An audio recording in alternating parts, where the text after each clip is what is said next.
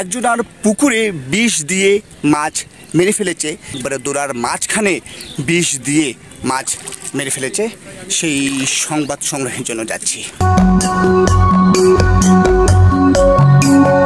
জাম গাছের জাম কুড়াকে কেন্দ্র করে সেটি মারামারি হয়, হাতাহাতি হয়, এক প্রকারে থানায় অভিযোগ করা হয়, মামলা করা হয়। এই মারামারিকে কেন্দ্র করে কেন মামলা করেছে সেটির প্রতিশোধ নিয়েছে। এই পুকুরে বিষ দিয়ে মাছগুলো মেরে ফেলেছে। এই যে আখের যে গাছগুলো আপনারা দেখতে পাচ্ছেন, এই আখ যে চাষ আছে সেই আখের গাছগুলো কেটে দিয়েছে, আপনারা দেখতে পাচ্ছেন স্ক্রিনে।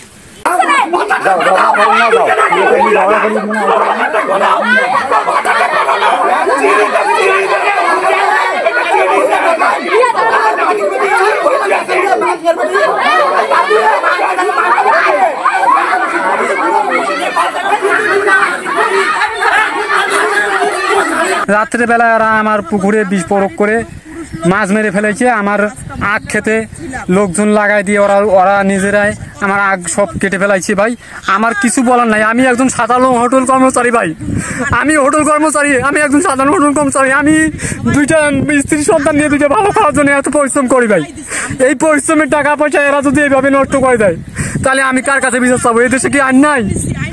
তারা আমার স্ত্রী সন্তানকে মারছে আর বলতেছে যে এই দেশে আইন কি করে নিবে, আমরা দেখে নেবো। এই দেশে আইন আছে, আমাদের উপরে আইন কথা বলবে। তাহলে আমরা কি গরিব মানুষ, আমরা আইনের আওতার বাইরে নাকি? আমি চতুর্বাসীর কাছে এবং বিশ্ববাসীর কাছে আমার সুষ্ঠু বিচারের আমি আবেদন করলাম। এই যে আখের গাছগুলো দেখতে পাচ্ছেন, এই আখের গাছগুলো কেটে দিয়েছে একবারে। এরকম অনেক গাছ কেটে দিয়েছে, গাছগুলো নষ্ট করে দিয়েছে। শুধু মামলা কেন করেছে থানায়? এটার জন্য কষ্ট করে হোটেলে কাজ করে এই টাকাগুলো দিয়ে মাছগুলোকে বড় করছে।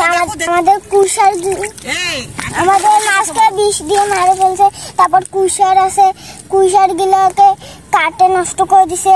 আবার সকালবেলা আমাকে ধমকি দিছে, আমার আম্মুকে মারছে, আমার আপুকে মারছে, তারপর আমার খালাকে মারছে, আমার মামিকে মারছে, আমার জান্নাত আপুকে মারছে। তিনবার বাড়িতে আসে গণপিটন দিয়ে ওরা চলে গেছে। আমরা বললাম যে মহল্লার লোক মারছে, দেখা হবে সমাধান। তারপরও ওরা আবার বিকেলে এসে আবার মারছে। মারার পর আবার বলছে যে তোদের আর সকালে কান্নাবো।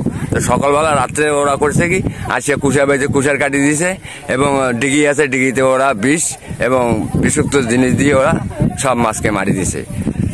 প্রায় 2 লাখ টাকা 3 লাখ টাকার মাছ মারি দিছে, 3 লাখ টাকার মাছ মারি দিছে। কিশোর গ্যাং ওরা হলো কিশোর গ্যাং। এরা বাবুপাড়াতে নতুন একটা গ্যাং তৈরি করছে, এরা কিশোর গ্যাং। আর মাথার উপরে এই সেই জাম গাছ, যে জাম গাছের জাম কুড়াকে কেন্দ্র করে এত বড় ঘটনার জন্ম নিয়েছে আর এত বড় ক্ষতি হয়েছে একজন অসহায় মানুষের।